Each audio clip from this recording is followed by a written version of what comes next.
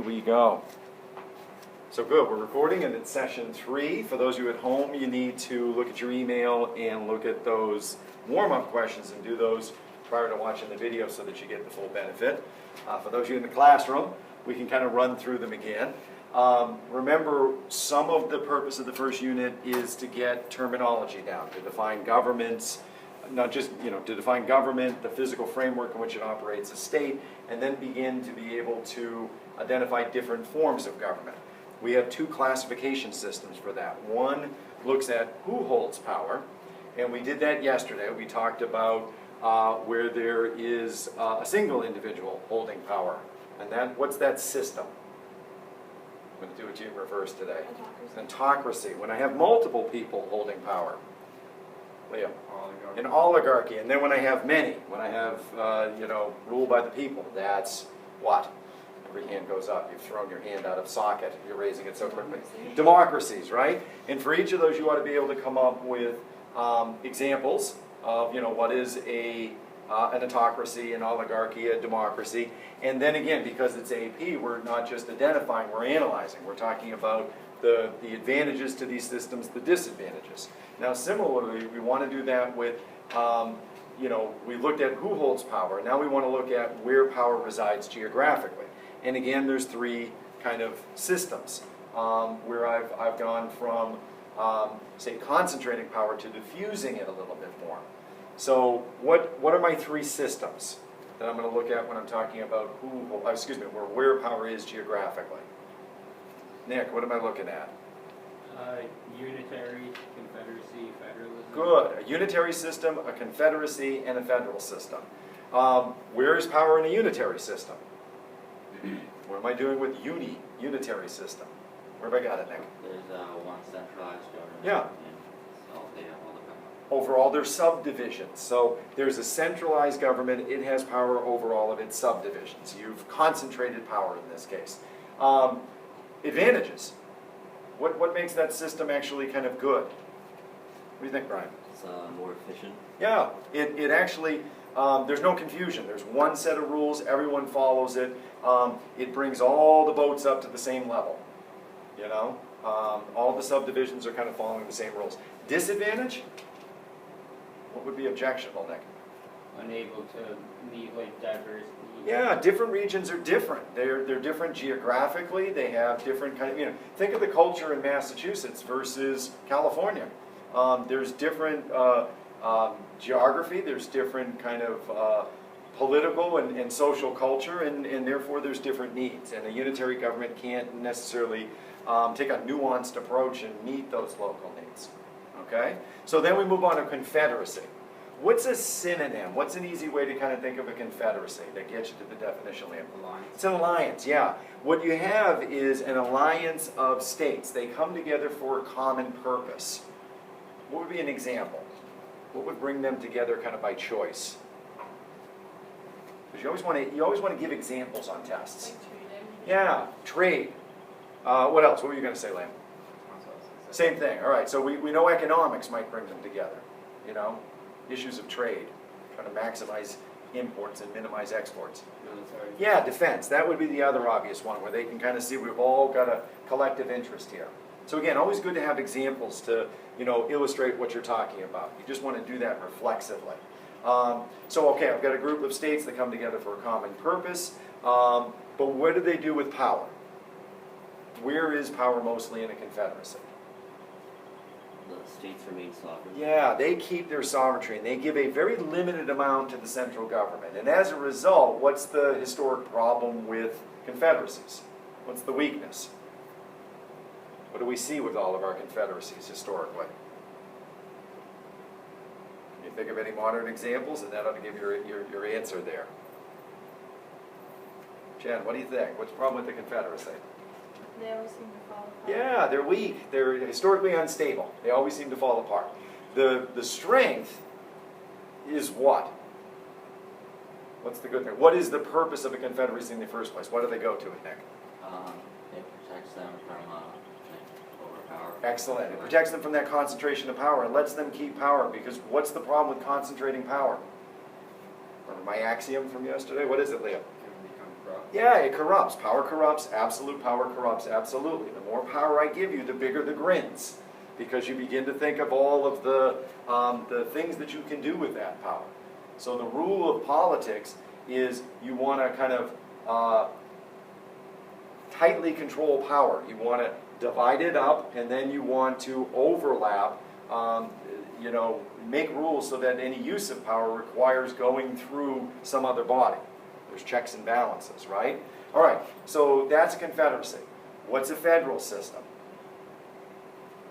It's a little more complicated, isn't it? It's very similar to confederacy, but let's think of some of the The distinctions. states delegate some of their powers to a central government. Good. So I've got a kind of a different power sharing arrangement where more power is typically given to the central government. Split up into national, state, and local. So. Good. I've got more division. I've got typically in a federal system 3 levels of government where there's a more complex division of power that tends to be skewed towards the federal government. If it isn't in the original design, it tends to evolve that way. Power has a tendency to accumulate in the hands of the central government. Now, the other major distinction is what governs this division of power.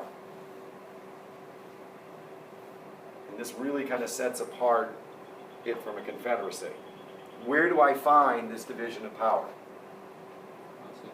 In the Constitution. Therefore, it's controlled by a rule of law. Can that Constitution be changed unilaterally? Answer no, right?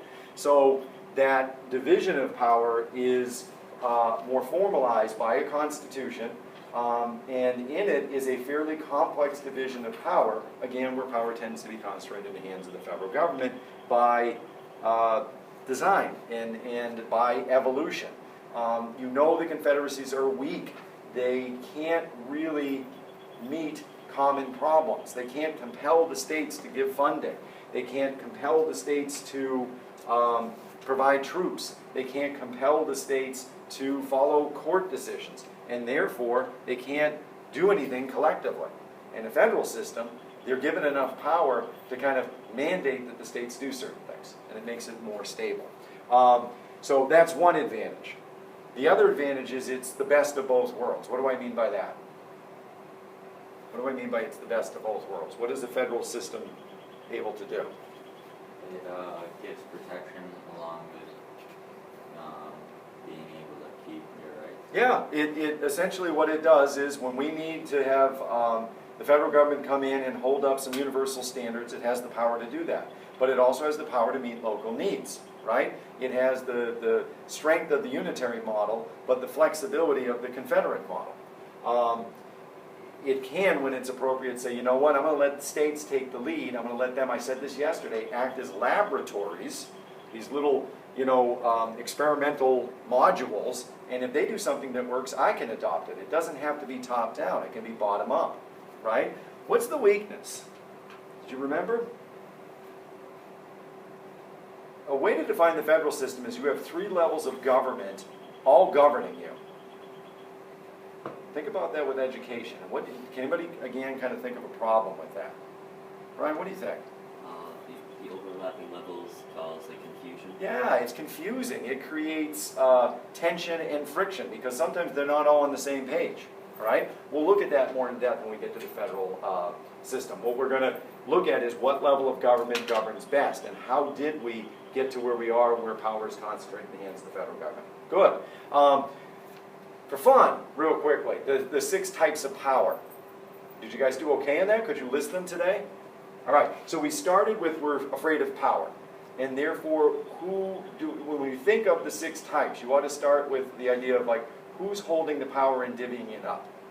Where does power kind of start when we think of our federal system? In the states, good. They're going to give certain powers to the federal government. What are those called? When I give powers.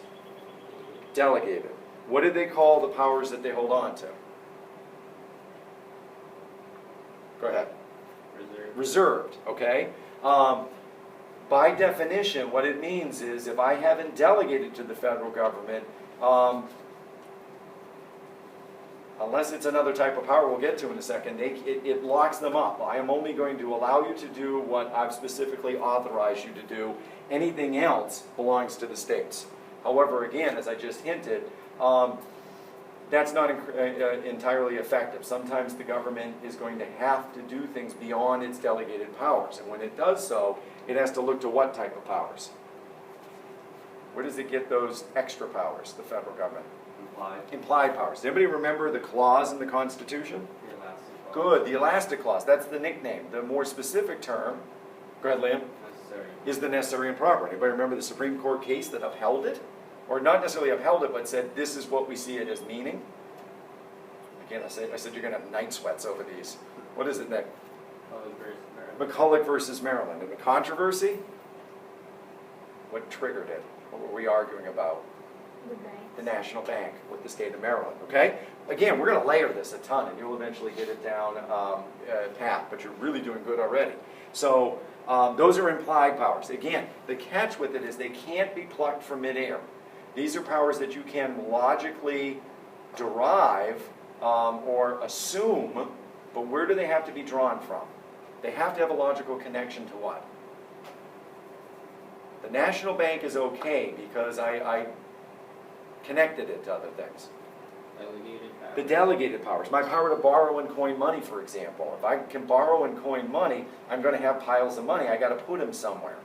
So implied powers don't just come from nowhere. They have to be derived. That's an important thing to kind of remember because it in some ways limits the government. It can't do just anything. They've got to make a case for it first. All right. Then there's the ones we have in common with the states. Federal government and the states have them in common. Concurrent. Good. Concurrent. There's a synonym for that as well, and it's shared. So we got to kind of know that by two terms. That's powers that they can both do. Tax, police powers, court systems.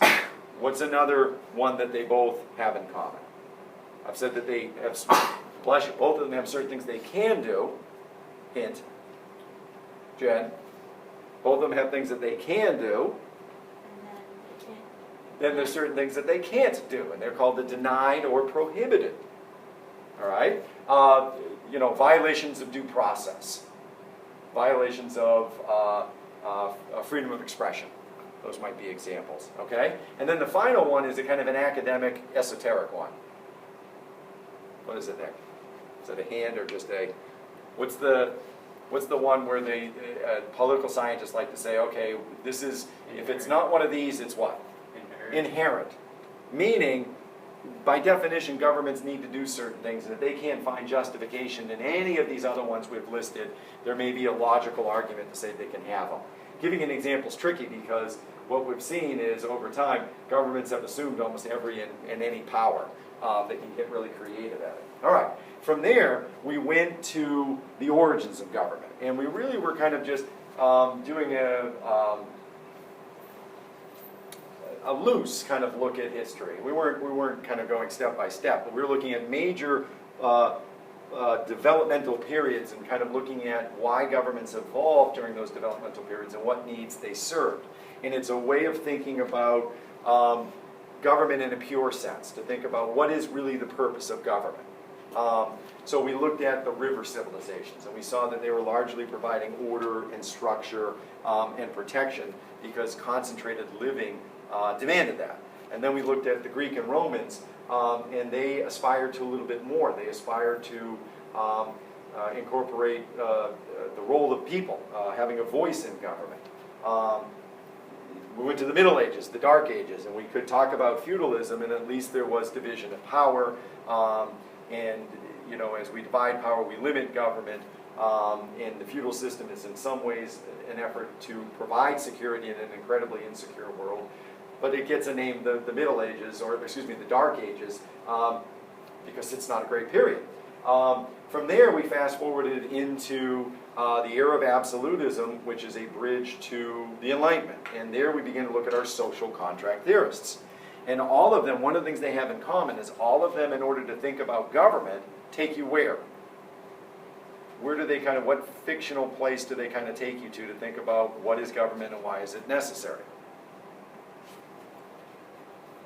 The state of nature, the place before there is no government. That's a really interesting exercise. If you want to think about what government does for you, imagine a world where you don't have one. Now, for Locke and Hobbes, there was a similar kind of scenario. How did they see life in the state of nature? You had total freedom. There is no higher authority. But what's the end result? Kelly, what's the end result? Nasty, brutish. It's nasty, brutish, and short. Total freedom equals no freedom. You have absolute freedom. It means essentially you're equal to everybody. You have equal claim to everything. If you have equal claim to everything, there's going to be tension, and there are no limits to you pursuing that equal claim. You can use violent means to assert that equal claim. So I've got total equality, which means equal claim, and no limits to my pursuit of things. And therefore, the only way to stay safe in the state of nature, I don't think I hit this very hard yesterday. What's the only way you're going to stay safe in the state of nature? Proactive use of force. I'm not going to, it's not use of force, it's the proactive use of force. It's eliminate a threat before it becomes a threat, right? And that's what makes it nasty, brutish, and short. What they all have in common is, you know, the idea of the state of nature is in some ways the catalyst for a contract. And this is also what they have in common. They're all social contract theorists. All of them look at government as a result of a binding contract between two parties. Government isn't something that's self-authorized. Like when we talked about the force theory, or the divine right theory, or the natural development theory. Though government's kind of emerged on its own, as opposed to being brought into existence by a contract between two parties. Now, what differs is in part how Rousseau sees the state of nature and the catalyst to get into the contract, and what differs is the contract itself. You know, what we're kind of agreeing to. So let's start with Hobbes. State of nature is awful. What are we agreeing to? What do we get?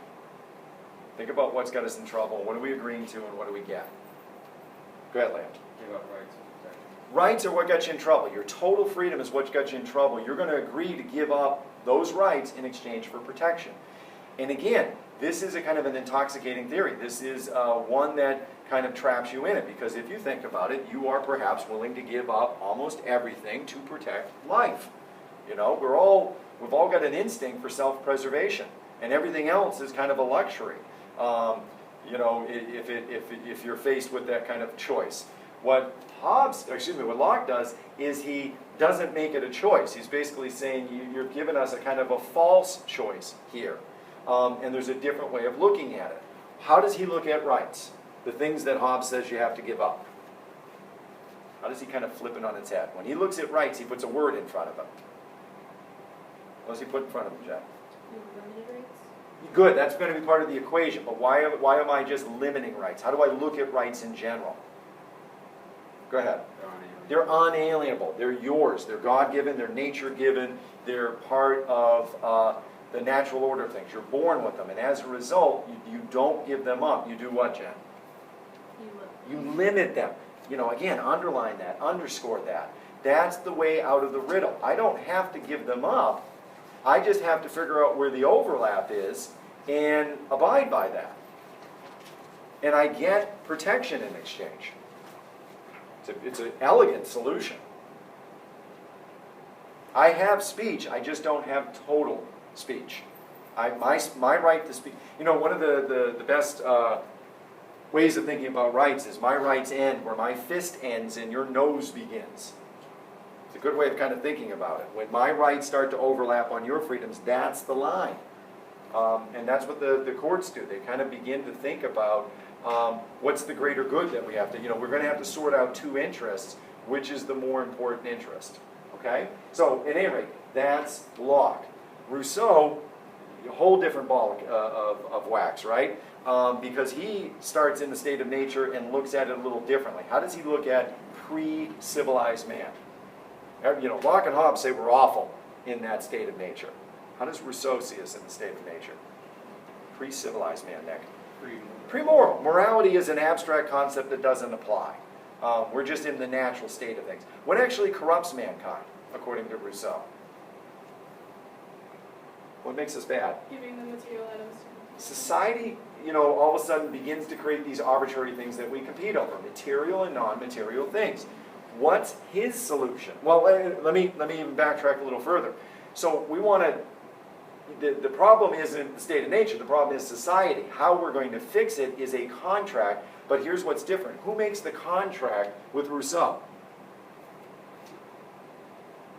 In every other one, it's the people in government.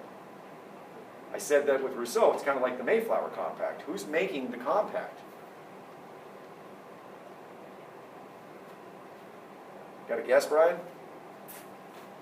The people. People.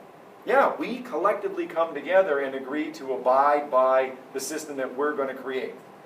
It's a subtle difference, but it is the root for what, when you answer question number 5, you know, what do we say Rousseau is kind of the, what did he give to our political system? What idea did he suggest? Go ahead, Nick. Popular sovereignty, that we're the source, popular, and sovereignty is the right to rule, that the right to rule independently comes from the people, all right? So at any rate, the people form a compact, and what they're going to bring into existence is a legislative body, but he calls that legislative body something fanciful. Anybody remember? What's his legislative branch? To do with machina. Yeah, machina, the God in the machine. Do machina, God in the machine, because it acts in a magical way. It doesn't just make law, right? How is it acting? What does it give us? Think about with our vote yesterday. You're still here. The plane didn't come pick up Kelly, right? We made a democratic decision yesterday. But what do we point out about democracy? People think democracy is what, but it's simply what? What is democracy? Liam, what's democracy? Majority rule. Majority rule. What do we often think it is? If we say, hey, that wasn't, you know, we did a vote, and then Kelly's immediately going to scream, that's not what? Fair. That's not fair. We think democracy invariably will lead us to what's fair, but all it does is lead us to majority rule, unless we have certain safeguards in place. So my due machina, my legislative branch, is going to do what? We wanted to expel Kelly, but instead, what did we all get? What did I give you a week of following, you know, the... Nick, what did I give you? Left-handed driving force. There you go. I gave you kind of sensitivity training. It didn't give us what we wanted, it gave us what we needed. What I'm hinting at is it acts like a filter. And that's one of the contributions of Rousseau. He's basically showing us that democracy needs some filters. The founding fathers got that idea. They were disdainful of direct democracy. Remember, they saw it as mob rule. They felt that, you know, for Adams in particular, he felt like democracy only exists on election day. And then after that, go away. Your betters will kind of rule you. All right? That's in part what Rousseau gets to. Now, his term for, instead of using filter, he called it the general will. Not what you want, but what you need. Okay? To backtrack a little bit, remember, with all of them, they're giving us the idea of government as a contract, and that implies a right to rebel. Locke, in particular, more influences the U.S. model because he's talking about unalienable rights. All right? Now, that led us to our next major transition, having done the review. Right? What we've looked at so far is, when you look at the historic models, governments are basically providing order and security. You know, they're protecting you physically, and they're providing some sort of order and structure. And that continues to be a role for government. But what we see is, you know, as we progress into the modern era, there's enhanced expectations of government. And part of your job is to kind of know what governments do and how that evolution occurred. But I do have an ambition for you to begin to form up your own political ideology. So as you know, we want to do things beyond prepping you for the tests. We want you to think critically. So as we go through this, you hopefully begin to think about, is that an appropriate role, and if so, to what degree do I want government doing this? How, you know, is government the best solution and the best vehicle to supply these things? And what power should it have to do these things? You know, what You know, that's everything from the funding to the actual political powers. So, governments still provide defense, obviously. They still provide a physical protection for you. But I want you to begin to think about that, bless you, I want you to begin to think of that in a nuanced sense. When I say defense, you're immediately probably thinking the military, and that's part of it. And the military has multiple branches. That really gets you locked up, though, in external security. You're beginning to think about the outside world is threatening, and we need a military to provide our defense. But there's internal threats as well. And as a result, we have groups like the FBI to protect us from internal threats. I want you to sophisticate it even further in that the Army and the FBI are kind of reactive bodies in some ways. You can certainly use them in a more sophisticated sense. But I want you to think of proactive strategies to guarantee defense. Like both the FBI and the military have intelligence capabilities, intelligence gathering, so that they can identify a problem before it becomes a problem. And we can get even more sophisticated from that. Let's back up and think of our State Department that deals with foreign policy. And let's think about diplomacy as one of the keys to national defense. Let's think about foreign aid actually as a key to defense. You know, most instability happens in economically insecure areas. And in some ways, giving foreign aid in terms of food and education and development of infrastructure might be a wise investment. If you were to take a guess out of the percentage of our budget, you know, look at what we spend in a given year as a government, and give me a percentage as to what you think we spend on foreign aid. What percent of our budget goes to countries in the form of foreign aid? 0% to 100%. Someone throw out a number. Go ahead, Liam. 5%. How many think he's too low? How many think he's too high? All right, so I just got one too high. It's actually less than 1%. It's actually less than 1%. What do you think the major, the two top major expenses we have? What do we spend most of our money on? The military. The military. And neck and neck with it, about a third of our budget goes to the military. What's the other one? Social Security. Basically our Social Security is you pay into it when you work through a payroll deduction. It doesn't quite work out that your money comes back to you, but you pay into this system, and when you're reach the age of retirement, it gives you kind of retirement benefits and medical benefits and other kind of things. And Social Security covers other, we'll get more into it, but there's other disadvantaged individuals that it's covered for. Those are our two major expenses. Okay, so think about a third of our budget on the military versus less than 1% on foreign aid.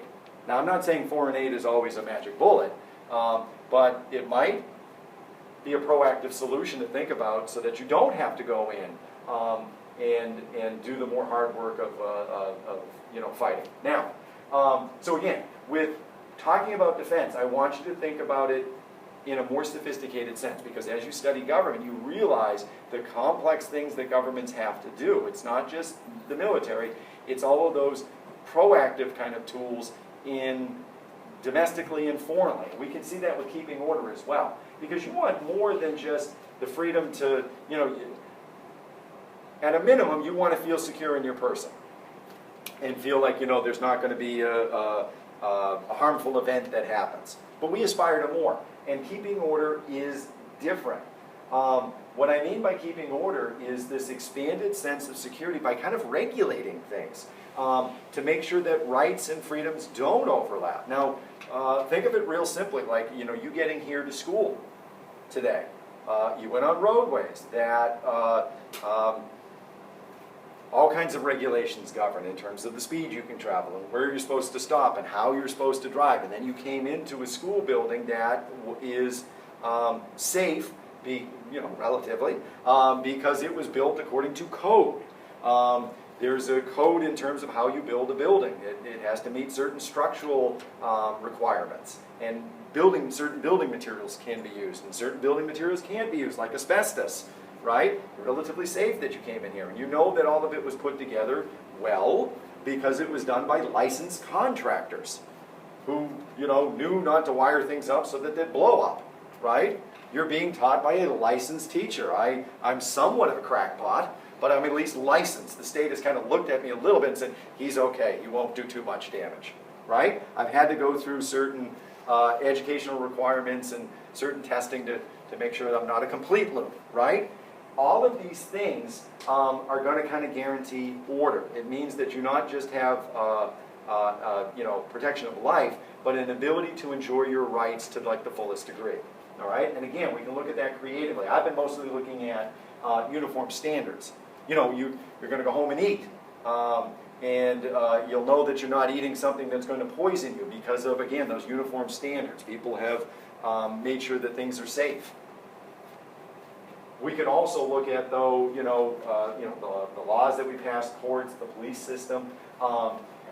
School is a way to promote civic awareness. You know, I'm doing it in the government course. We do it with the Pledge of Allegiance. We do it with national holidays. All of these things kind of promote a civic awareness, which makes us see ourselves as a nation and a nation with common ideals. That unity increases security. Okay, there's all kinds of creative ways we can do it. There's another bump, and again, what you're saying to yourself is this where I think government's role should end? Am I just about defense? Am I about order? How far do I want government to go in terms of providing order? Because keep in mind, with all of that regulation that I was talking about, all of those rules, it gets expensive. You know, it's expensive to make sure that your contractors are licensed and have had certain training as well as your teachers. It's expensive to build a building to code. You know, it's expensive to make sure that the products on the marketplace are safe and have been through all the right procedures and protocols to make sure they're safe. And the question is, how far do you want them to go? And I guess it involves, like, to what degree do you kind of trust the outside world? You know, I think the question really is, am I getting on a plane or am I on the highway? Because when you're getting on a plane, you want that really regulated, right? You want to make sure that the pilot is, you know, conscious, sober, and has flown a plane once or twice. With other things, maybe you take more risk. So it really depends, I think, on what we're talking about. But you'll work out eventually how much government do you want. Do we want government to go beyond this? And we're going to begin to talk about civil rights versus civil liberties. Right now I've just said defense and order, but there are certain things that go beyond order, right? I guess I'm talking about fairness and equity. How far do I want government to provide fairness and equity? Not just a stable living environment, but one where I get the maximum amount of rights. Now there's a distinction, and we'll begin to make this over time. There's going to be a whole specific unit that helps you. You already looked at civil rights. We're going to look at civil liberties, and the unit will help us make a further distinction between these two things. Here's how I want you to think about these two things. Civil liberties are kind of universal rights you have because you're a person. They're things you're kind of, we think of it as your unalienable rights. You're entitled to them as part of, because they're natural rights.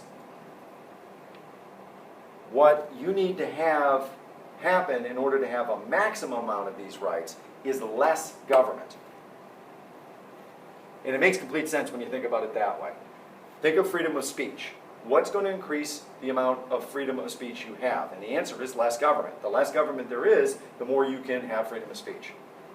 The less government there is, the more you have freedom to bear arms. Whatever weaponry you want, right? The less government there is, the more due process you have, because they're not the body there kind of taking it away. So for that reason, we often think of them as freedoms from or negative freedoms. That's a shorthand that will eventually get you into it. Freedoms from government, which therefore allow more rights. Negative freedoms, in that less government equals more rights. Civil rights is the converse, right? These are not just natural rights, these are rights unique to citizenship. And what happens is, because of discrimination, because people are of a particular demographic, Could be gender, could be race, could be ethnicity, could be disability. Because of, you know, being a member of a particular minority group, they face discrimination and they don't actually get the full enjoyment of these rights.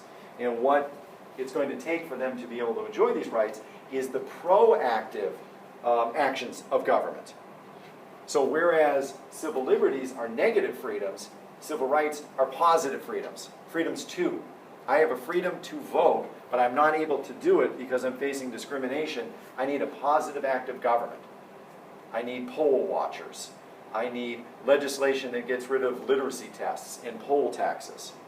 I need government to go kind of above and beyond what it would normally do so that I can get access to housing, so that I can get access to jobs, so that universities will actually consider and enroll me.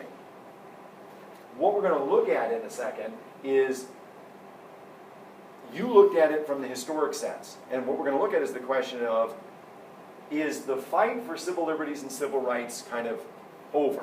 We're going to do it later with civil liberties. You know, we're going to look at, have we completely defined up, you know, the rights to speech, the rights to privacy, the rights to due process. What I want you to consider right now is when you finish reading about civil rights, it kind of seems to be like, okay, with the Civil Rights Act of 1964, everything is good, right?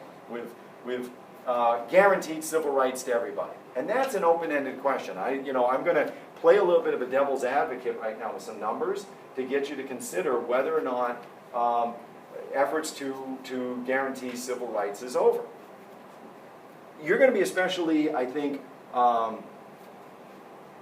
it takes on a special importance as you enroll in schools, and this is a competitive process, as you guys begin to compete for jobs.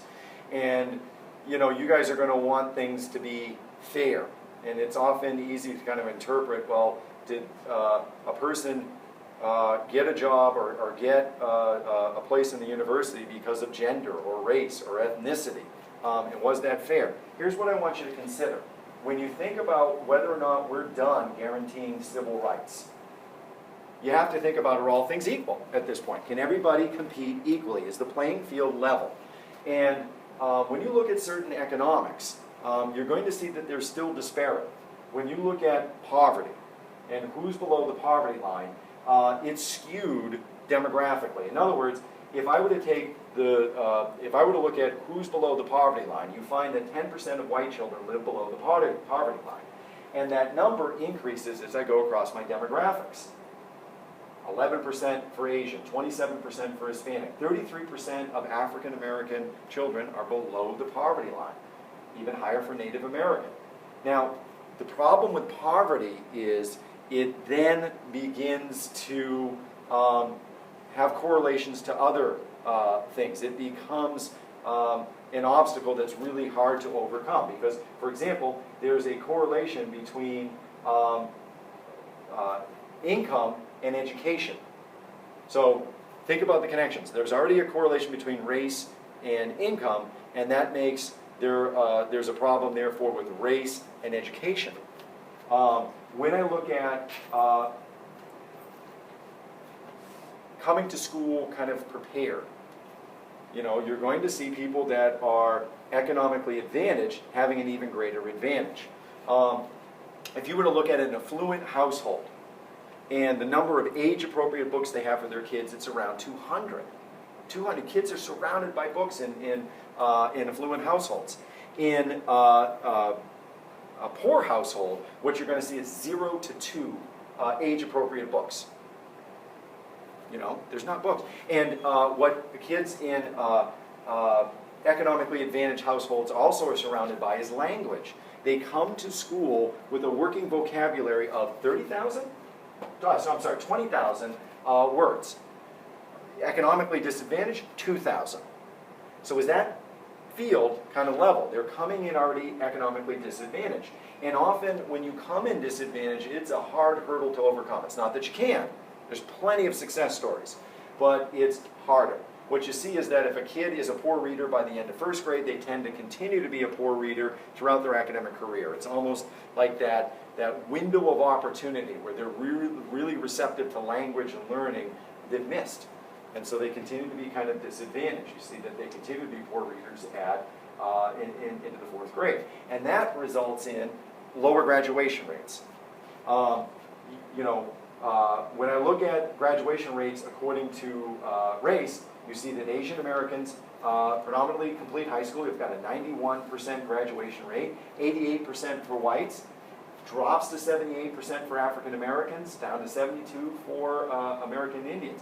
And then those rates are even lower when you think about college. Most of you, we're in a community where predominantly people go on to college, and it creates a mindset that everybody must go on to college. Not only does not everyone go on to college, but not everyone completes college. So if I were to look at the age range of 25 to 29, what you find is only 58% of Asian Americans are completing college. They have a bachelor's degree. That number drops to 36% for whites. So we're talking about a third of Caucasians are holding a bachelor's degree by the time they reach age 29, right? It gets really low, though. Look at 18% for African Americans, 12% for Hispanics, 10% for American Indians. Why is that significant? Well, it's significant because there's a correlation between education and earning potential. People that hold a bachelor's degree make more than people with just a high school degree. People that don't complete high school make even less. So the greater the education, there tends to be, and notice I'm saying correlation. Bill Gates proves that you don't need a college degree to be a wealthy individual. But there tends to be a correlation that people with a bachelor's degree make 81% more than people without. They make 81% more, than the high school graduates. If you had an associate's degree, if you just had the two-year degree, you'd make 23% more. High school dropouts have twice the unemployment rate. This becomes significant too because as you project jobs into the future, increasingly, not almost all our jobs, the majority of our jobs are going to require some kind of advanced degree. By 2018, the projection is over half, 63% of all jobs will require some sort of post-secondary level of education. All right, so what does that do? That creates a kind of a cycle, doesn't it? You're low income, therefore you have poorer education. As you have poorer education, you have less of an earning potential, and the cycle continues. I want you to think about it this way. As you guys begin to apply for college, it's probably easier if your parents have been to college. It helps you navigate that process. They know what you need to do to be prepared and to qualify. They can help you apply. They can help provide financial aid. It's cyclical, right? So one final way, and my link isn't opening up, one final way to kind of look at the problems of race and income and other kind of commensurate problems is this is kind of interesting. This looks at health according to income. So what you see here, upside down at home, is various kind of ailments to what degree across the income levels. And when I look at high income people, there's less obesity, less diabetes, lower rates of blood pressure, lower rates of cholesterol, and they kind of skyrocket as I go over to the low income groups. Greater rates of asthma, of cancer, of depression, of regular ailments, headache, flu, and cold. So when you look at civil rights, you have to kind of consider, was the work done in 1964 with the Civil Rights Act, or does there continue to be economic disparity and other forms of social disparity, and therefore there's more work to do? We're going to look at in a second, our ability to kind of meet those needs. One other thing that I want to look at, because we've got to look at economic stability, another thing the government does beyond providing kind of rights. We're building, right? You've got physical security, you've got order, and now I want to be able to really enjoy my rights to the greatest degree. How far do I want the government to get out of the way in terms of my civil liberties? And keep in mind, when they get out of the way, it can create kind of chaos. How far do I want them to go to guarantee everyone of every demographic group equal rights? Next, what I want to think about is how far do I want the government to go to provide services? Because the government arguably can be more efficient at certain things. You don't want, I don't know, water companies competing to bring water to your house. You know, that's a lot of pipes. That's a lot of unregulated kind of companies. I might want them to control the water supply, the electrical supply. I want them to, you know, I don't want private companies competing to build roadways. That might be not efficient. Well, what else? Do I want the public, you know, the government kind of guaranteeing us a certain standard with regards to public health? You know, making sure that there's not outbreaks of disease, that we've got ways to combat infectious diseases, to make sure that people are guaranteed health care regardless of income. Do I want the federal government promoting proactive things that ensure that we don't draw health, you know, have to go to the hospital and require expensive health care, right? Do I want them to combat obesity and poor eating habits and things like that? I want them guaranteeing clean water. I want them, making sure that there's not dangerous materials all around. When you think of, here's what I want you to think of. Think of the number of hazards that surround you. And then whose job is it to make sure that you're protected from those hazards, right? And then again, think about how expensive that gets. Public safety we kind of mentioned earlier when I was talking about how you got here to school. That, you know, the roadways are regulated, utilities are regulated, the building meets certain requirements. You're protected from certain hazardous materials. Here's another category, and I'm just giving you a sampling. Public transportation. Everybody has a car. Everybody's going from point A to point B. That's often inefficient. That's environmentally damaging. It's expensive to build kind of roadways. What about building public transportation? Is that the role of government? You know, commuter trains and commuter lines from point A to point B. Public communications. You know, some of these I suppose are antiquated, like the post office. It's kind of cool to think about a guy in shorts will show up to your house and for 39 cents will bring a letter to anywhere in the world for you. I think that's kind of cool to think about. That's invaluable in some ways. The ability to kind of communicate is it's not a luxury. There's security in that. You can think about TV and radio as part of the public communications network. That again is vital to keep us informed and therefore safe. But of course, what most of us are using now, and I'm going to broadcast on a little bit, is the internet, right? And the government has a role in regulating that, but that's kind of the wild, wild west. Should the government be playing more of a role in guaranteeing that? There's a lot of, it's kind of funny. We talked about natural rights. Is one of your natural rights high-speed internet access? I mean, that's torture to you guys, right? Like I'm trying to upload something and it's taking 5 minutes. My God, where's my high-speed internet? There are places that don't have high-speed internet.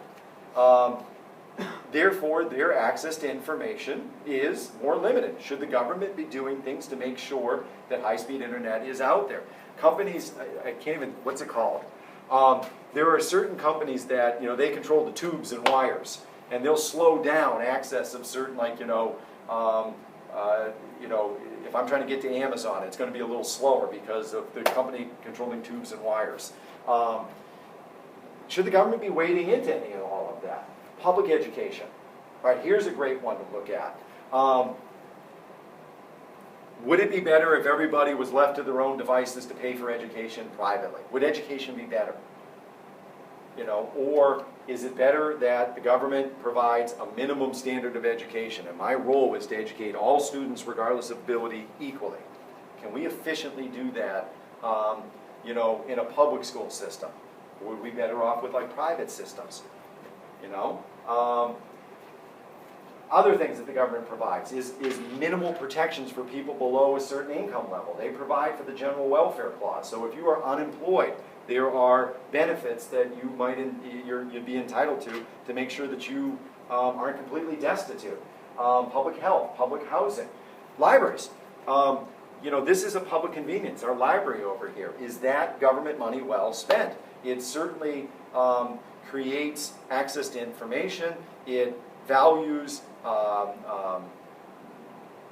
literary works and intellectual kind of works, and it maybe raises us up as a community. Museums also, is that money well spent?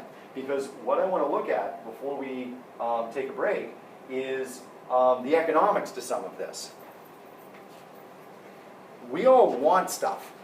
You know, I went through that list: public transportation, museums, libraries, public education, public health. If I were to say, give me a list of what you want provided, your list would probably be pretty infinite. Now I'm going to say, well, okay, who's paying for it? We all want services. Rarely do people want to pay for it. Hence, overrides. Hence, user fees, right? Every time the school says we need more money, we go to an override, and rarely do those overrides pass. And as a result, fees kind of crop up for certain things. We all want stuff, but we don't want to pay for it. The government has to figure out, and you have to help figure out, how fiscally conservative you want your government to be. What, do I want more bare bones stuff, or do I want the government to be spending in a more robust way to give everyone more opportunities, right? There's a second part of the equation too, in terms of like, how much is the government responsible for your own personal economic well-being? You know, if you're not doing well, is it the job of the government to provide you more job opportunities? Is it Obama's fault? I can't find work, Obama. And you're mad at the president, right? We tend to kind of direct anger that way. I can't find work, my standard of living is low. It's the government's fault. How much is the government responsible for your own economic well-being? Well, you've got to kind of calibrate your expectations. Because what we want, both collectively and personally, is often beyond what the government can provide. I should hide this. How much does the government spend in a given year? Am I in the hundreds column?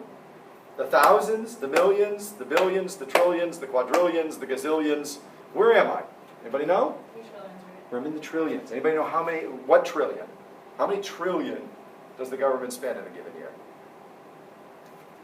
What do you think, Leo? 7. That's a little high, but you're at least in single digits. So you're close. 4. Yeah, we're closer to like 3.5 trillion. How much does the government take in terms of revenue?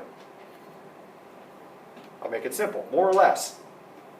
Less, right? When we look at how much we take in, we're taking in about 2.3 trillion. Anybody know where most of the government's money comes from? Where do they get most of their revenue to run things? Taxes. Which kind? Federal. So, yes, it would be a federal form of tax, but I can tax like when you buy something, right?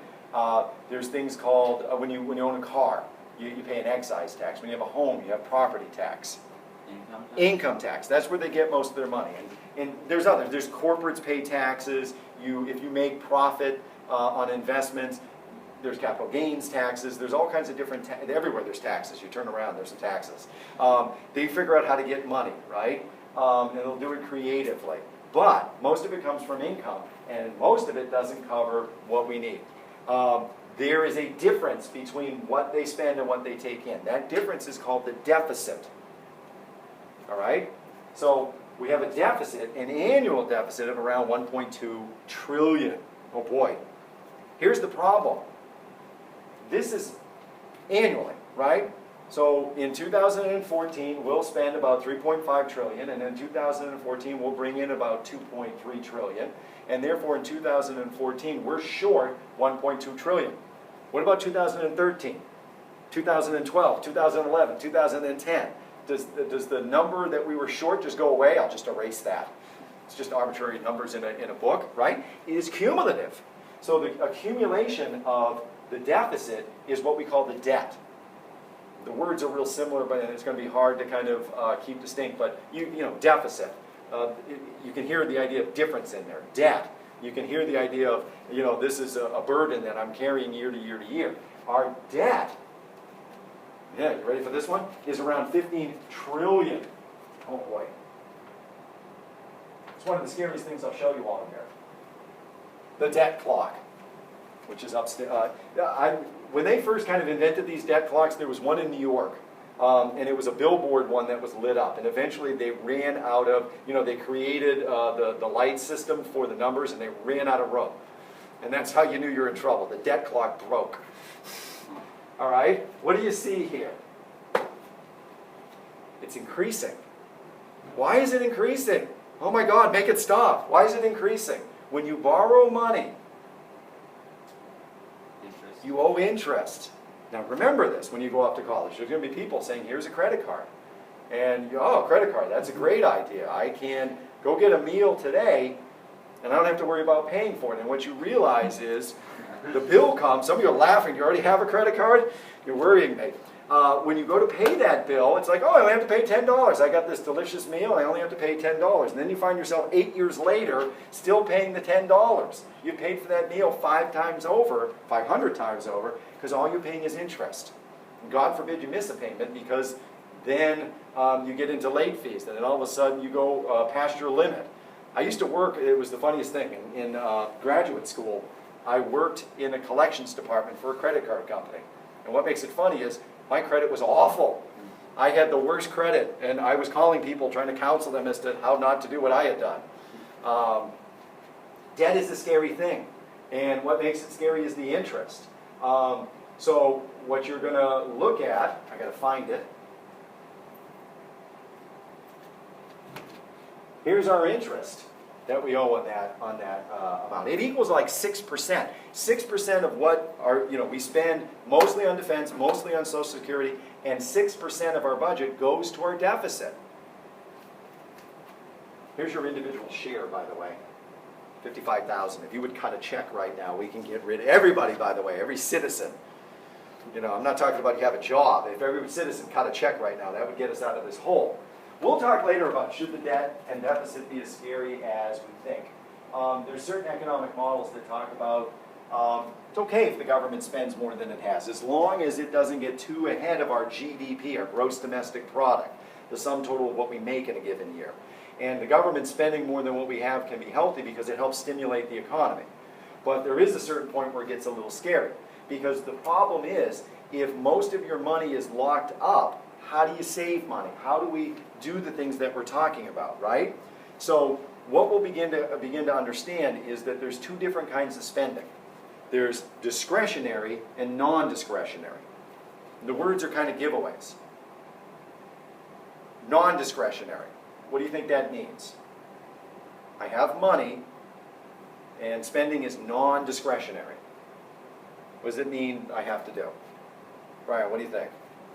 Like you don't have discretion over it, so like it's mandatory. I have to do it. It's mandatory. I have to spend for this. Social Security is a good example. You reach a certain age, you are automatically retired for those benefits. I have no choice. I can't say, no, you don't get them. Medicaid, Medicare, those are good examples. Anybody know the difference? Both have to do with medical benefits. Medicaid, Medicare. Who am I helping?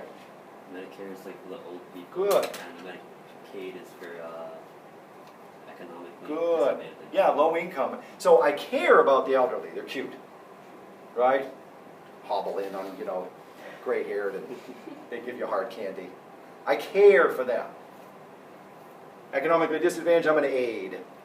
I'm not as emotionally wrapped up, I suppose. I'm just going to, they're completely inappropriate mnemonic, but it helps you, right? Those are mandatory programs. A portion of our defense spending is mandatory. You have to pay the troops. You have to pay the people that you've contracted with to build defense systems. So what does that leave me? Well, when I look at my budget, the vast majority, 2/3 of it, is wrapped up in mandatory spending. That gives me 1/3 to save money on.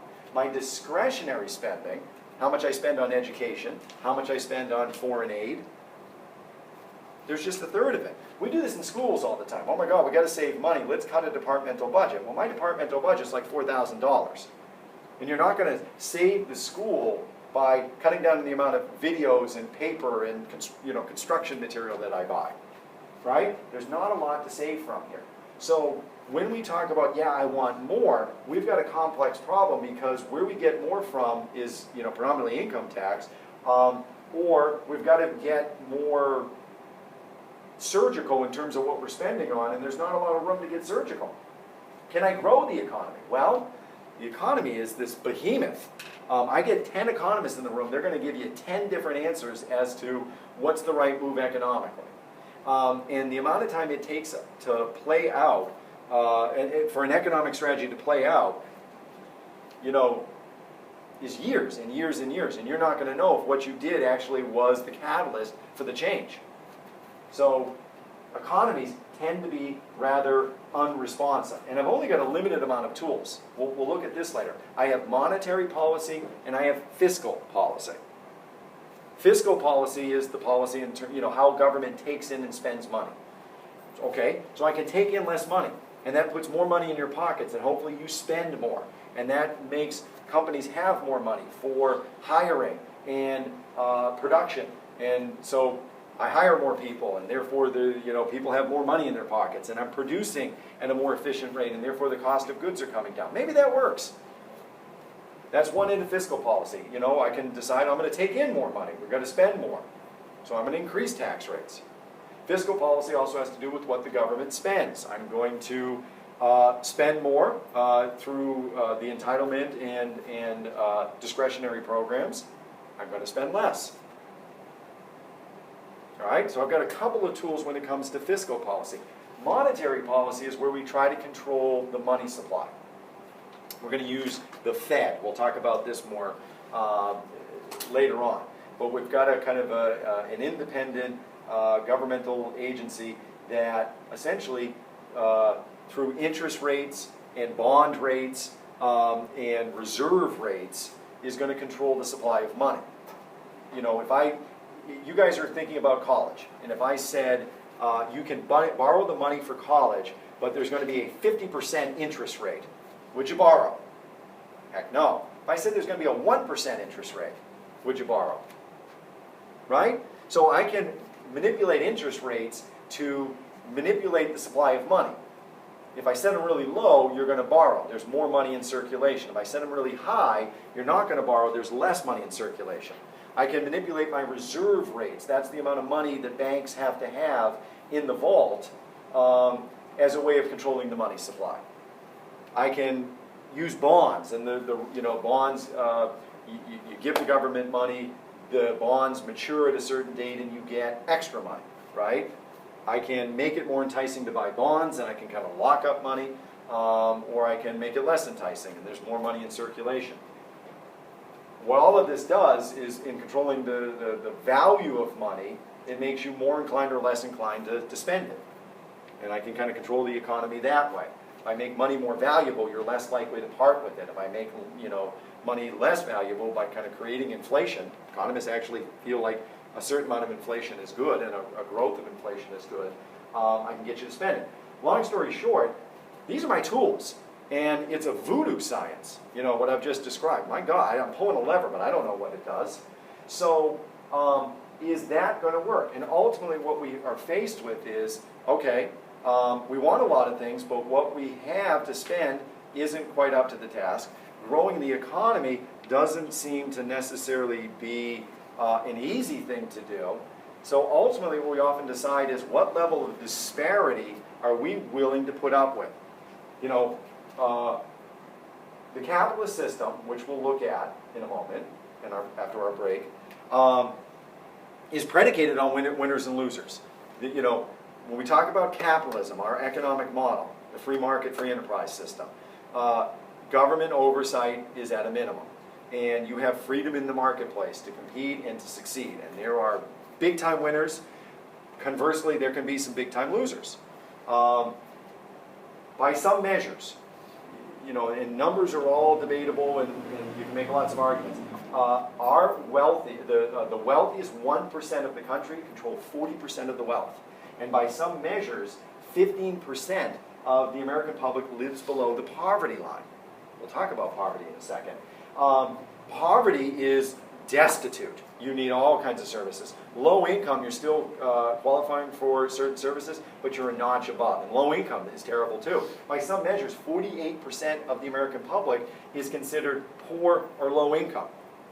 Now, I can crunch those numbers in a lot of different ways and manipulate that percentage. But what we're talking about is there's a top half and a bottom half.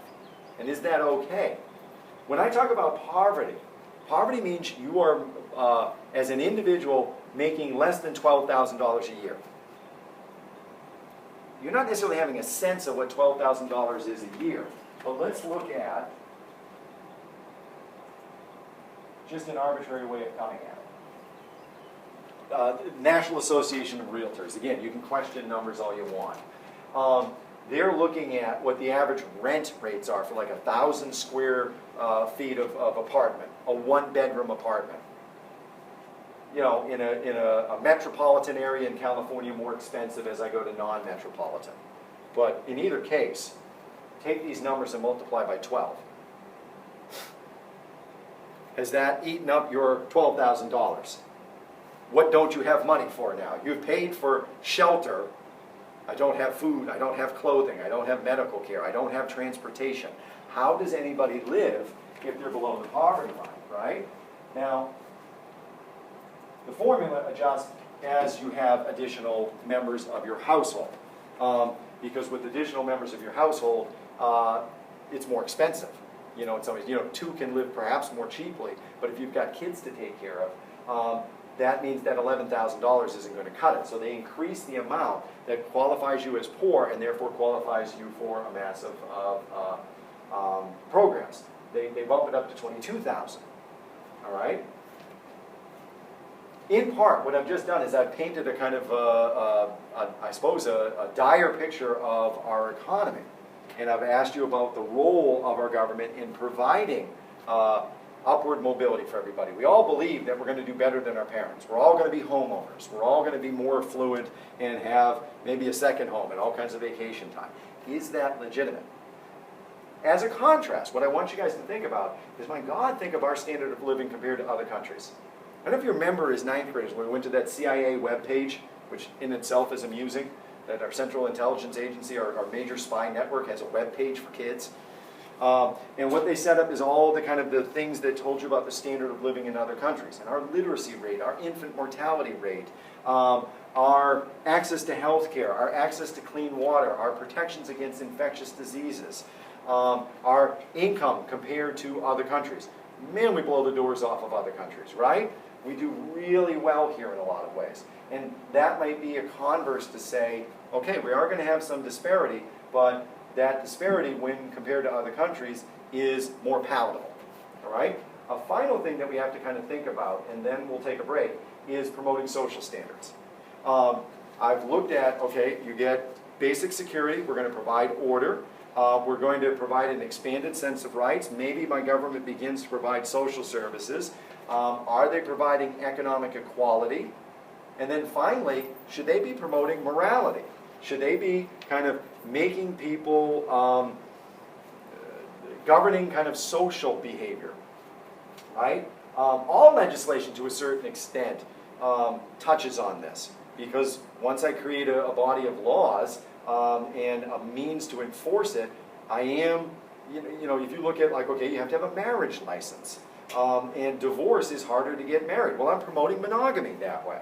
And I'm making it a binding institution. All laws have a way of promoting morality. The question is, how far do they go? What happens when there's not a consensus? You know, when we're talking about drug usage, can the legal system, can our government promote morality? Was prohibition a raving success? Is the war on drugs a raving success? How about, gambling? That's another example. Can we label certain behavior as deviant and therefore make people, forego those kind of things? You know, look at those kind of things as negatives. A lot of our examples of government trying to legislate morality kind of backfires. But if I look at, for example, the civil rights movement, you might see a larger degree of success in changing people over time.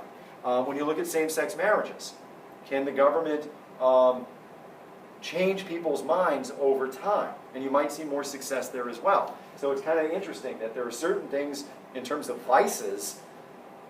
You can't get somebody to give up a vice, I suppose. Smoking. Can you get people through legislation to eventually give that up? Maybe. That's a vice that seems less and less popular over time. In terms of equity, maybe the government has had a better track record of that over time. All right? Let's take a pause. And we just have a... Okay, so we're back. what we had just left off on was talking about all the things that you might expect from government. And as I pointed out earlier in the week, you only have to give back minimally.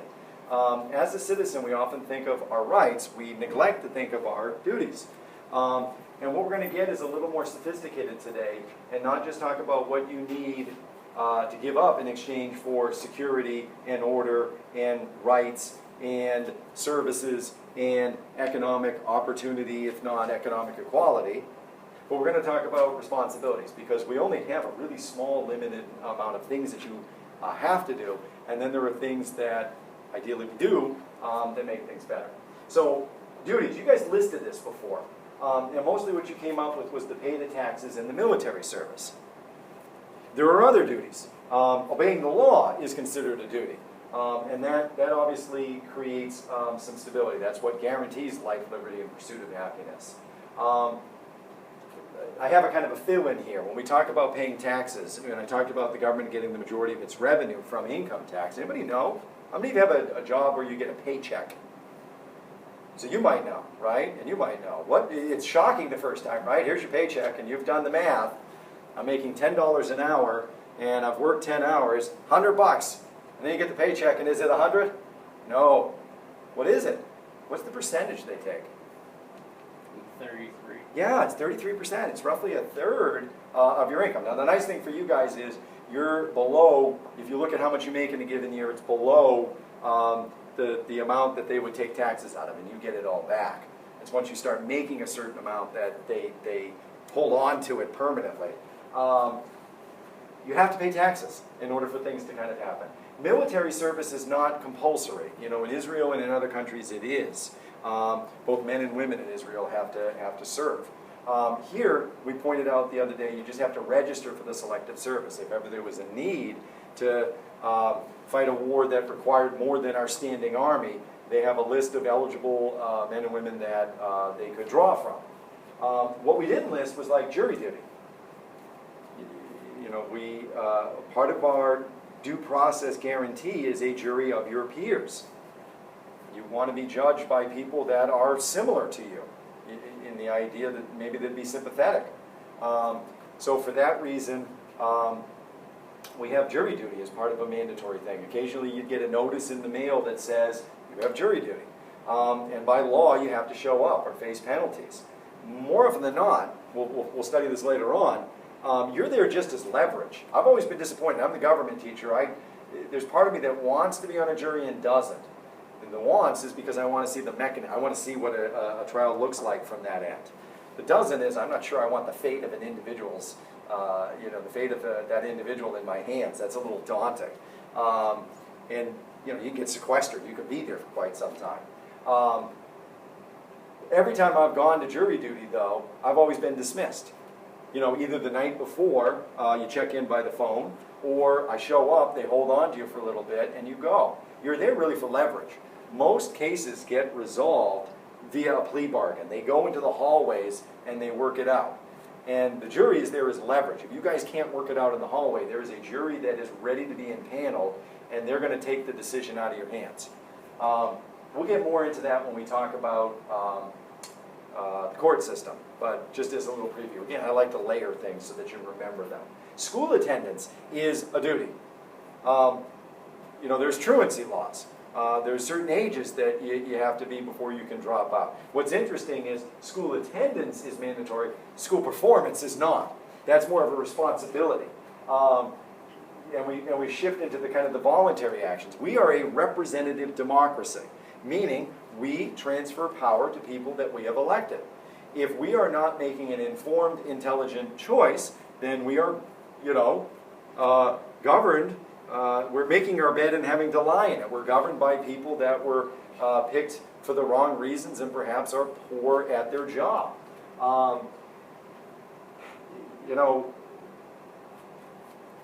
We have to, get everybody to school, but how they do there is completely up to them. That's the liberty to do as they please. It's part of American. I'm American. I can do what I want. I'm free to be as informed or as ill-informed as I want. That's my freedom, right? but it's dangerous in some ways. These are quotes I like, that if a nation expects to be ignorant and free, it expects what never was and never will be. That's Jefferson. Franklin, it's a little longer, but it really resonates with me. This will be the best security for maintaining our liberties, our freedoms. A nation of well-informed men who have been taught to know and prize the rights which God has given them. And if you do that, they can't be enslaved. If you know and prize the rights that you've been given, you can't be enslaved. It is the religion of ignorance that tyranny begins. That's the dangerous tightrope we walk. We give people liberty to be as informed or as ill-informed, to make up their own political opinions, but on some level they've got to be informed because our security depends on it. Voting, you notice, wasn't a duty. It's considered more of a responsibility. And consequently, not many people vote. We'll look into that later as a whole standalone unit. There's a lot of reasons why people don't vote. We do a lot of things in this country to make it inconvenient. Right from registering to having a single election day on a work day with a time period where the voting booths are located in you know, not hard to reach areas, but you've got to go out of your way. You can't go. They're beginning to bring voting booths into other areas, and there was one state experiment with putting them in the grocery store. So when you're there getting your milk and your eggs and broccoli, oh, there's a voting booth, I'll go vote. Voting rates will go up when you do that kind of stuff, right? Is voting also like a right? You can consider it, yes, you can consider it, I like that you said that, because a lot of these things are kind of, can be flip-flopped, right? It is your right to vote, but you don't have to exercise it. That may be a good way to say it. It's my right, and I choose just not to use it right now. It's both a right and a responsibility. And you can think of jury duty, I suppose, that way. It's my right to be part of the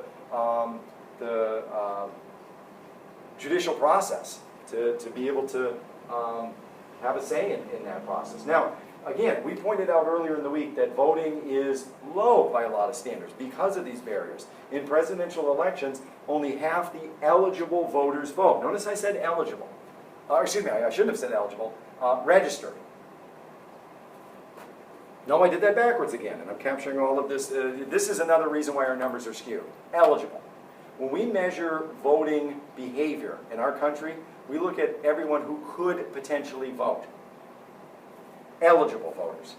When other countries do it, they often just look at the registered voters, the pool that has actively kind of verified that they're of the right age, residency, citizenship, and they're on the list. Okay, and that skews their numbers a little bit.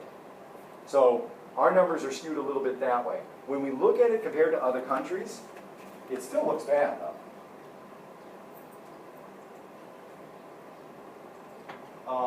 A New York Times article looked at a study that ranked us the lowest among 28 democratic nations in terms of our voter turnout.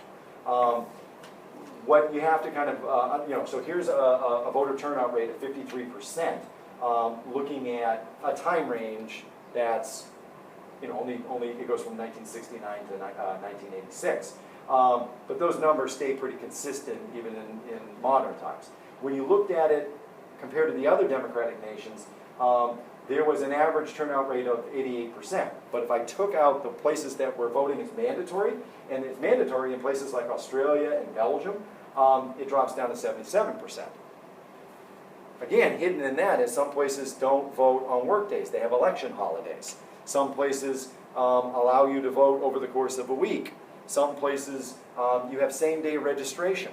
So the numbers are skewed, but what I'm trying to point out initially is we need to begin to be thoughtful about voting as a responsibility and what it does for our nation in terms of order and security. Abraham Lincoln, good quote. The ballot is stronger than the bullet. We find that fighting a war may be easy. Achieving the outcomes of the war is often difficult. And where real change happens is in the political arena. Bad politicians are sent to Washington by good people who don't vote. I like that quote. This one's great. A citizen of America will cross the ocean to fight for democracy, but won't cross the street to vote in a national election. We'll have to think about that more when we look at our elections unit. The final thing I want to talk about, though, is what you've seen intertwined with talking about politics is economics. And that, any understanding of politics is going to involve some basic understandings of economics. So, you know, at the beginning of the week, I talked about, you know, as ninth grade, as I said, as part of your political cultural literacy, you ought to be able to tell me that we're an indirect democracy, more specifically a republic, that's who holds power, and you ought to be able to tell me where power is geographically. We're a federal system. Well, guess what? The ice cream truck is pulling up, and the ice cream truck driver is not your usual person who hands out those delicious frozen treats. It's Mr. Hastings. As I threaten you in the ninth grade, you're in the lunch line, and it's not the lunch lady with the hairnet, it's Mr. Hastings. Right? The manhole cover pops up, and there in the hard hat is Mr. Hastings, and he wants to know first and foremost, what are the terms for our economic model? We've got 3 terms. You should be able to tell me we're an indirect democracy or a republic, and we're a federal system, and what kind of economic system do we have? Every hand goes up, right? What are we? I said it earlier in the week. I've said it earlier in the lecture. What are we, Brian? Capitalist. We're a capitalist system. Anybody know the other synonyms? Free what? Free what? Free market system, free Good. market enterprise. We're a free market or free enterprise system. Now that's in the pure sense. To complicate it later on, we'll talk, we're really like a mixed market. Because we're not a pure capitalist or pure free market or free enterprise system. Because our adherence to the 3 rules of capitalism are somewhat tentative. All right, to get your frozen treat, to get your turn on the slip and slide, to get your ride on the Yankee Clipper at Canopy Lake. The Yankee Clipper, what is the old-fashioned? Cannonball? Cannonball, that's my favorite. What are the 3 things that define our capitalist system? Can you do it? Can you do it at home? What are the 3 things that define our capitalist system? Jen, what's one? Competition. You have competition. That's the linchpin that balances out the selfish things. Nick? Freedom in the market. Freedom in the marketplace. My other Nick? Property. Freedom. 5 and 0. Collectively we did it. You get to graduate, right? I don't know why I'm going over here. I'll hide that part. We have 3 characteristics in our economic model. And we'll go over this again in our economic unit as well. So I'll do it fast and simple today. Private ownership of property. What you want to think about is, don't think about property in a limited sense. Think about any economic benefit from an endeavor, whether you lock it up in property or assets, bonds, savings account, it's yours. In other words, you get to keep, you ready, the fruits of your labor. You planted the tree, you watered the tree, you fertilized the tree, you pruned the tree. When it bears those delicious fruits, fruit, who doesn't like fruit, right? When it bears those delicious fruits, they're yours. And that gives you a huge incentive to work hard, right? You're here in the summer, sweating, 88 degrees out, going to top 90. Why? Because there's going to be fruits to your labor. You're going to get grades. Watch this. Georgetown is going to a pass-fail system. There are no more grades. And if I swung the camera around, you'd all be running for the door, right? There goes your incentive to work hard. For you, it's grades. It's the resume that you get to build for colleges. For people in the workforce, it's getting to keep the assets. You know, any benefit to work. Freedom in the marketplace. What we mean by that is you have discretion in making economic choices. And as a result, you get to maximize the amount of money you hold on to. You're looking to maximize your economic well-being. So you can choose what job to take, at what wages, with what benefits. You can choose what products to buy, at what price, and at what quality. Similarly, companies can make their own decisions in terms of what to produce, what wages they're willing to offer, what benefits they're willing to provide, so on and so forth, right? Everybody gets to try to be selfish and look out for their own economic interests. They get to do so free from government interference. The government is going to take a hands-off approach. Anybody remember the French? If the government takes this completely hands-off approach, what do they do, Lee? Yeah, good. They take a laissez-faire, a let alone, a let do kind of approach. Well, this sounds like chaos. Because everyone's greedy, greedy, greedy. I'm trying to keep all the fruits of my labor, and I'm trying to make decisions that best serve me, and guess what? This is where the pluralist theory kind of kicks in an economic sense. Competing interests are going to do what? Cancel each other out. Yeah, they'll cancel, or in this case, balance each other out. Now, I've kind of bolded the word pits. This works really well when I pit competing interests against each other. In the 9th grade, I gave you a scenario where I had a single factory owner and all the students entering into the workforce. And there was an imbalance. With a single factory owner and everybody wanting a job, give me fingers, ones that don't upset me, and you know, you can catch me crying on camera. Where are wages when there's a single factory owner? Pointing up or down? Point, right? Where are they? Down, low. We're going to offer 0 cents an hour and beatings on the hour. I'm not paying you and I'm hitting you. I don't know why that's part of the benefits package. That's what this company is offering. All of a sudden, I start to have multiple companies that are competing against each other. Competing interests are now pitted against each other. Where are wages going? They go up, right? Okay, now I've got multiple companies but one worker. Where are wages? Higher, right? I want $1 million an hour. I don't want beatings. I want a corporate kind of package that includes 180 days worth of vacations, hot stone Swedish massage room. I want to be surrounded by cold beverages. I don't know. I want all these like ridiculous benefits. Then all of a sudden, I don't have just one person looking for work. I bring into the workforce hundreds and hundreds and hundreds of people. Where do wages go, right? So I've gone all over the place, and eventually I reach the middle ground. I reach this kind of medium, as if guided by, does anybody remember? This happens magically, according to Adam Smith in The Wealth of Nations. As if guided by an invisible hand. We call it the law of what? In economic terms. What determines where price is? What two factors? Brian, what determines it? Supply and demand. Supply and demand. We call it the law of supply and demand, right?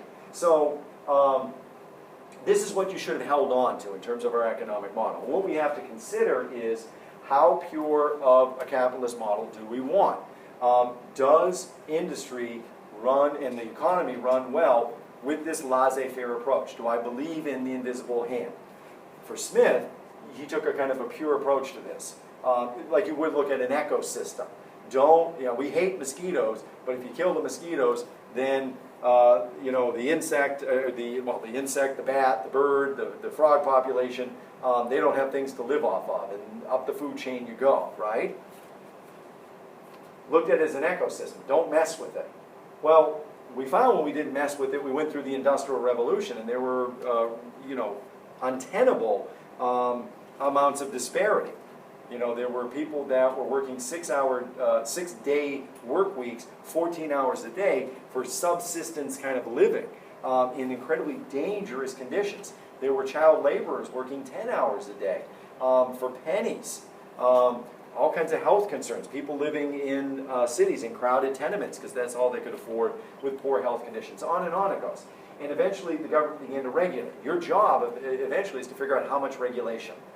And again, I think it comes back to, are you getting on a plane or not? Am I in a public school room and it's a poor kind of education, or do things seem to be going smoothly? I think it depends on what you're doing and where you're at. That will determine this. But we really don't take, for every one of these you can think of an exception. Like private ownership of property. What's the obvious exception? Do you get to keep the fruits of your labor? Eminent domain. Sure, they can take land from you. If there's a national or governmental need, they have to compensate you for it. But if they can demonstrate need, the highway has to come through here, the army barracks has to go there, they can take your land. That's an excellent one. What's the one we pointed out earlier where you don't get to keep the fruits of your labor? What happens to you guys with every paycheck? Taxes, right? How about freedom in the marketplace? Are people free to make economic decisions? Like insider trading. Sure, there's rules about collusion and about what previous information excludes you from buying stocks and bonds.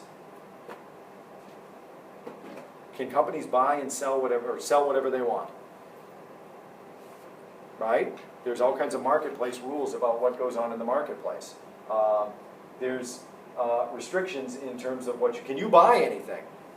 You might want a pet ocelot, a kind of cool looking cat. Can you buy kind of rare and wild endangered species and keep them in your home? Can you have a pet alligator?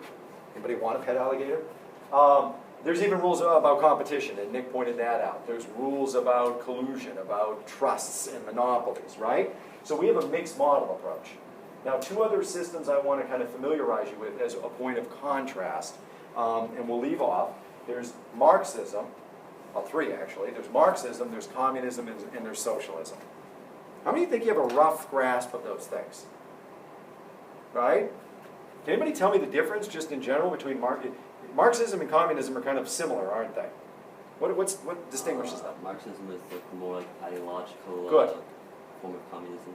So Marxism is kind of it in theory. Communism is an attempt to put the theory into practice, right? Good. So Marxism is named for Karl Marx, this German philosopher, economist, who looked at the capitalist system and looked at the ills of it and saw the disparity as having an inevitable kind of historic outcome. He believed that this was, that you could judge what was going to happen in a country based on its political model because there was going to be this natural progression, from feudalism to capitalism, from capitalism to socialism. It was going to happen because of this disparity. There were, in capitalist models, the haves and the have-nots. The people that had wealth and who controlled the means of production, we'll decode that word in a second, and the have-nots, the ones that only had labor to offer and therefore were at a disadvantage. Means of production, the things that you need to produce, right? Again, you can decode a lot of these words kind of simply. What does it mean to have the means of production? Well, you have land, you have raw materials, you have money to kind of hire or to run the company, machinery. And what he felt was going to happen is that once people got the means of production, they were always going to be on top, and the ones that just had their labor, and they would always be at a disadvantage. And eventually that disparity would cause the have-nots to rise up. The proletariat would rise up and they would seize the means of production. And they would live in a utopian society. Once they got the means of production, they would divide everything up kind of equally. Everyone would have this kind of utopian lifestyle where you got what you needed. The quote, a real easy way to kind of give a synopsis of Marxism is, from each according to their ability, to each according to their needs. You contributed what you were best at, and in return you got everything that you needed. If everybody just kind of collectively shares and everything is equally distributed, it ought to work out. Well, this is great on paper. It seems great. My son often, he'll say, "Can I have this?" And I'm like, "No, that costs money." And he's like, "Why do we have money?" And I'm like, "I'm not going to have this economic conversation with a 9-year-old. No. Why do we have money? Why can't we all just collectively share? It's appealing. It's appealing to my 9-year-old. Why can't we do it? Well, it works okay in theory, but how do you do it in practice? How do you distribute? And that's where communism comes in. In the Communist Revolution of 1917, as led by, the figure Vladimir Lenin, they try to implement this. But it doesn't happen naturally or organically. So what makes communism different from Marxism is there is a group that controls the means of production and the distribution of benefits. And they use a term, the vanguard. There's a vanguard, a group, in an army, a vanguard is the group that goes out in front. They're blazing the trail. The vanguard, or in this case, the Communist Party, controls the means of production and controls the distribution. And in theory, they're supposed to eventually wither away. Once we get the momentum of our utopian society set up, it self-perpetuates. Well, the problem with communism is it never went away. The Communist Party simply became an oligarchy and created infrastructure to permanently put themselves in charge. Now, from here, we'll talk about socialism. Anybody know the distinction?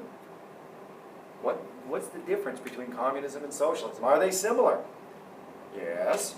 Is there a control of the means of production? Yes. The difference is who controls the means of production and what means of production are we talking about?